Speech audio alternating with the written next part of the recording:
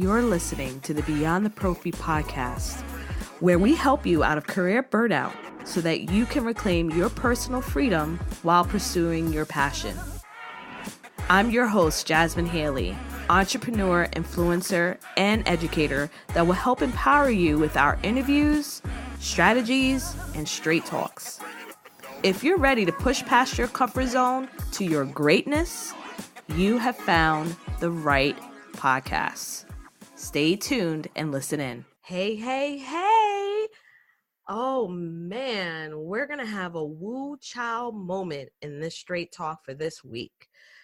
The topic for this week is your first year of business tips. I have 3 tips that I want to share with you today. I tell you, the most interesting period of my life has definitely been being an entrepreneur. And I have consistently been challenged. I have consistently been in a place of an emotional roller coaster. And most entrepreneurs would say the same thing. You know, few small businesses will make a profit in their first year or make a profit, any sort of profit at all. When I look at the figures of my first year, I would like to say in the best way I can that it was a hot mess, y'all. It was a hot mess. I knew that I wanted to make an impact, wasn't sure how. I was considering okay, I know that there's a small gap. Maybe I can do some education for those people that help the elderly and their staff. And after a few months, I was like, what the heck am I doing? My passion has always been serving people that are living with HIV or dealing with substance use disorder, dealing with diversity, and helping people out of burnout like I was. And even then, it wasn't until 2018 that I was really, really super clear on what that would look like for me. And that was 2 years ago. So there are some things that you need to consider when it comes to your first year of business and your decision to start a passion project, a part-time project, a full-time project. Either way, there's some reality checks that you need to understand. Now, let me put a full disclaimer out there. Y'all already know I'm always talking about my chocolate drop. I love my husband. I love how he supports me. And I tell you, everything that I'm able to do is because of his support. So you've got to understand that everyone's circumstances aren't the same as mine. And he's been very, very helpful in allowing me and supporting me to work part-time as I started my business. So I was able to let go of my full-time job. And I let go of my full-time job, not just because my husband was helping me, but because it was a toxic environment I had to leave and get out of. So one of the biggest things I learned in the first year of business is overcoming self-doubt. Overcoming self-doubt has been one of the hugest hurdles. Just yesterday, I was having a wonderful lunch with a very good friend of mine who's in dental corporate sales. And I realized that although I've had so many amazing achievements in my professional and entrepreneurial journey, I still lack the confidence in talking about how amazing my metrics and how amazing my brand has been by growing it to where it is in 3 years. And so that self-doubt is a continuous daily step that you have to take from year 1 and on. You're going to have uncertainties because there are going to be risks that you have to take. Calculated risk, not cray-cray risk, but risk to the point where you're investing your own money, you're investing in your own time in the hopes that it's going to work. And so that overcoming of self-doubt was really pivotal for me. And so that's one of the things that I really express to all of my coaching clients, that I don't care what corporate job you get. I don't care if you decide to become the world's best clinical professional, dental professional in the world. It does not matter. And I'm going to say it don't matter Okay? If you don't have any self-esteem or self-love or self-compassion for yourself, the very first step I did in my journey was read a book called The Motivation Manifesto, because I had to let go of some fears and demons and trauma and so many difficult situations that arise in my life, professionally and personally, because I knew that if I needed to get to a better place emotionally and get out of that burnout that I was in, I needed to understand the awesomeness that makes me who I am, basically, right? And so I needed to get rid of that self-doubt. I needed to get rid of that fear. And it didn't go away overnight. What happened was I read that book. I did a 12-week free course. It was a free book. It's still free, motivationmanifesto.com. And I have read 2 to 3 books every single month since 2015, since December of 2015. My reading does not stop. Why? Because the first principle of any entrepreneur or any person that wants to grab their career by the reins is overcoming that self-doubt, is to pour into yourself. The negative thinking that we endure daily is normal, y'all. Research shows that people are going to think in a negative way. Naturally. So just pause and think about that. Any of y'all that say, oh, well, I'm always positive. No. Because if you may be inclined towards that, yeah. And then some of us may struggle more with it if we deal with anxiety and depression, the negative thoughts. But our minds are geared towards the negative, which is why you have to consistently pour into yourself. So ask yourself, when was the last time you did some sort of personal development?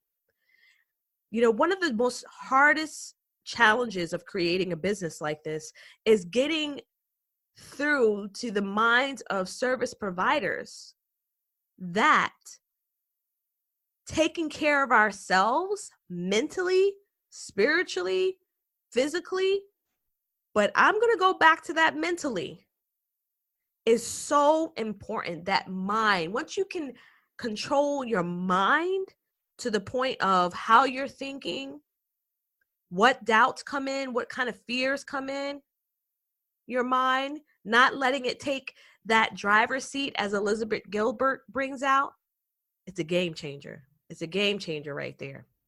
The next thing is handling stress in personal relationships. When I first started this journey, my husband did not have any clue what in the world was I doing. All he saw was I was constantly reading, watching YouTube videos, and trying to figure out how to start a podcast and do all of these extra stuff.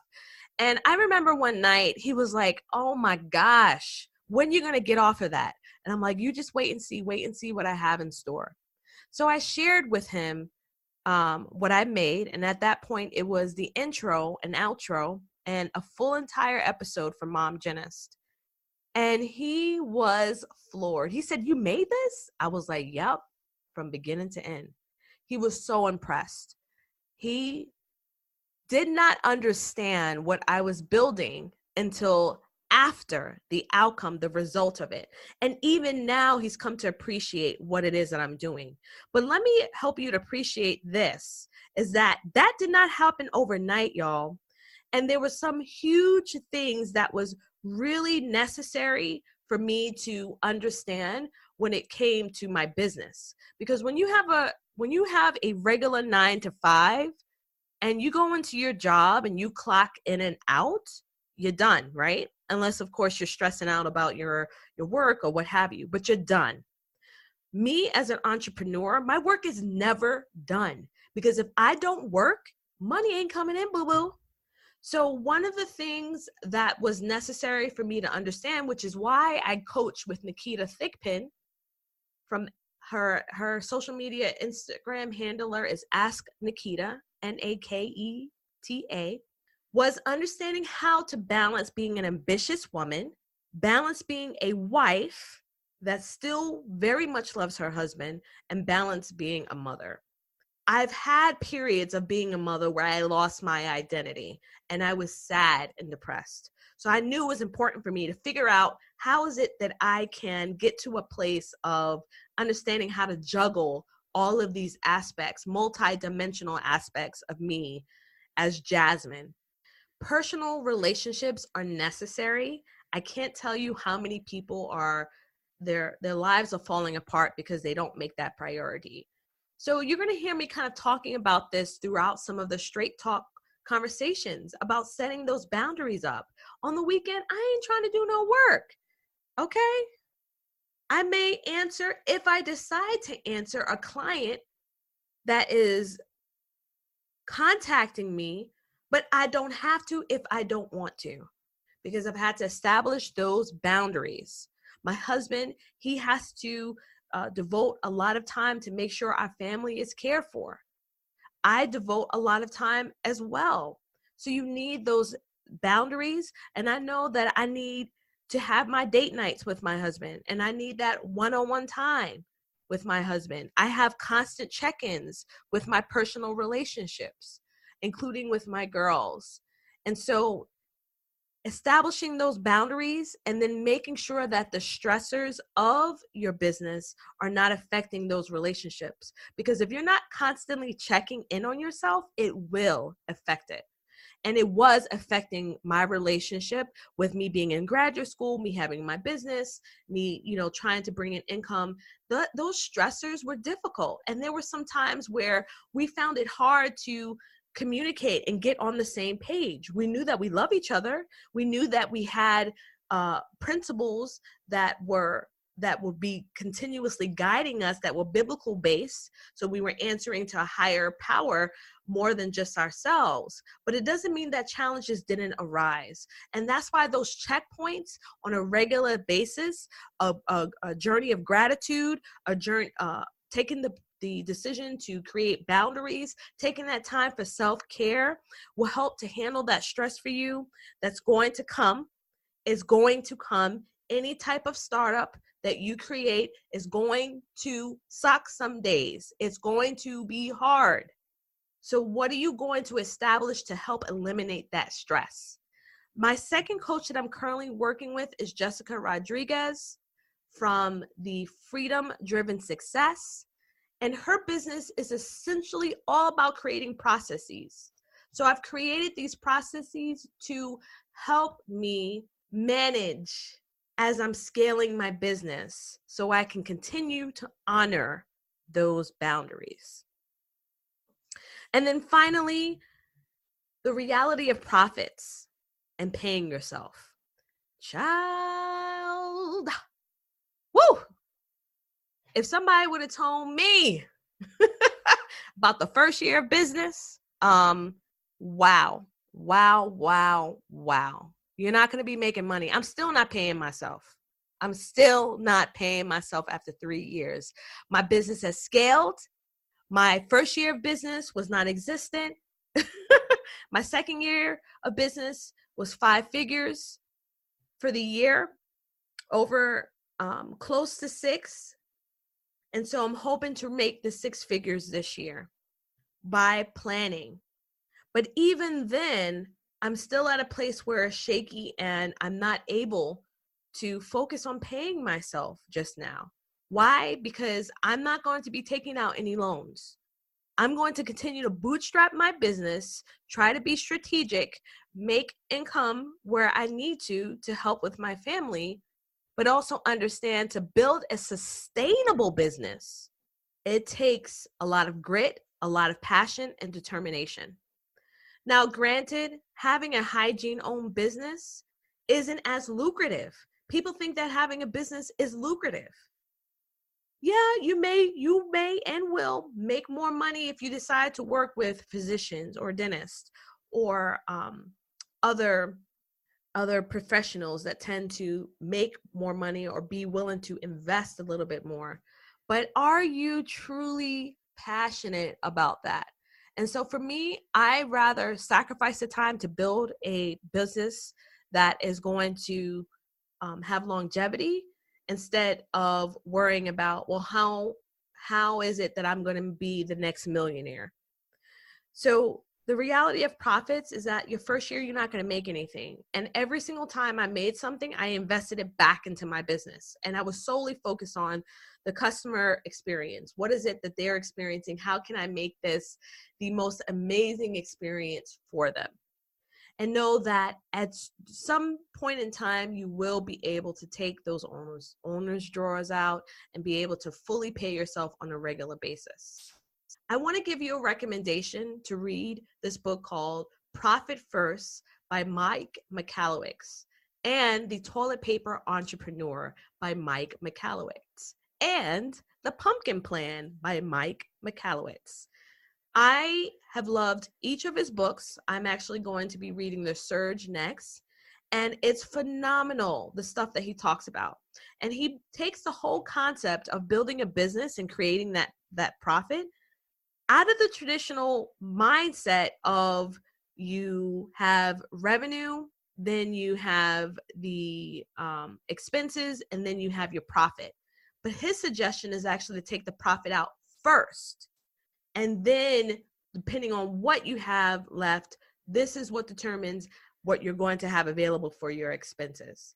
So it's amazing. So it's like profit out first. Once you build in the revenue, profit out first, then what you have remaining is your expenses. I had never heard anything like this. It was amazing to see that. I'm in the process of rebuilding my business financially to follow his formula, and the resources that he provides are amazing. Starting your first year out like that, you've already 10, 15, 20 steps ahead of so many other entrepreneurs. So those are my thoughts. First year business tips. I hope you enjoy this episode. Please, if you found some pearls in this episode, please share with people. One of the biggest things that helps me to continue to grow, provide the best content and be able to serve you is hearing your feedback. So share this episode. Please leave me a review. I read them. And I thank you so much. I'll see you at our next Straight Talk. Peace. Thanks for tuning in to the show. We value each and every one of you. Dive in deeper by visiting the show notes for this episode or listening to more episodes on beyondtheprophy.com. If you found value in the show, share with a friend and leave us a review. We will see you next time, BTP family.